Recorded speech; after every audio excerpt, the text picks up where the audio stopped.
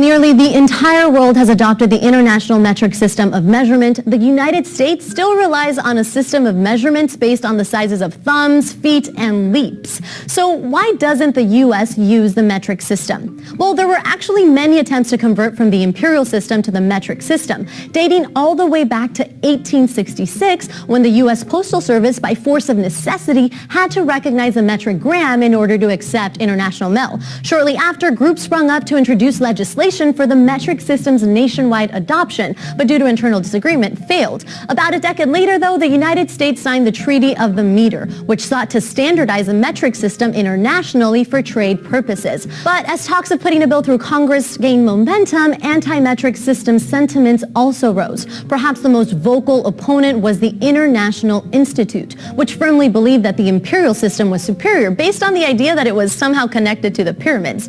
They would sing, "For the Anglo-Saxon race shall rule, then down with every metric scheme, taught by the foreign school." The song also underscores the view of the metric system as foreign francophone invasion. Similar to today, many Americans felt a sense of national pride in using the imperial system, so not converting to metric was a matter of preserving American identity.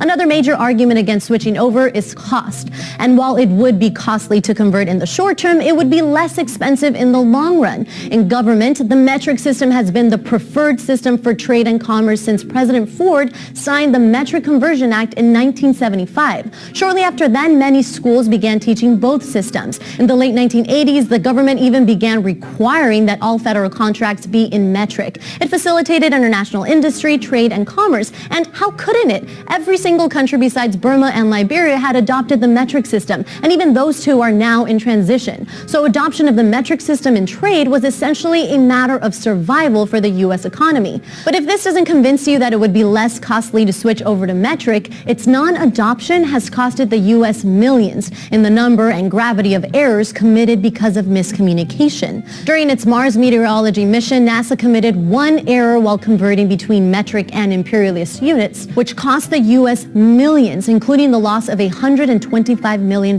probe. But despite the momentum within administrative levels, people stick their feet firm on the ground. Because the fact is, most of the changes instituted don't really affect Americans in their everyday lives, so they feel no real incentive to change. And even the government has stated that it has no plans to completely switch over, favoring the current dual system, dismissing pitfalls, and arguing that it gives Americans the freedom of choice between metric and imperial. Still, many believe that for practical purposes, one international standard makes a lot of sense. Now that we somewhat understand America's reticence to change, what other things does the international community get wrong about the United States? Go check out this other video to find out more. When compared to our international peers, we're falling behind in literacy and mathematics.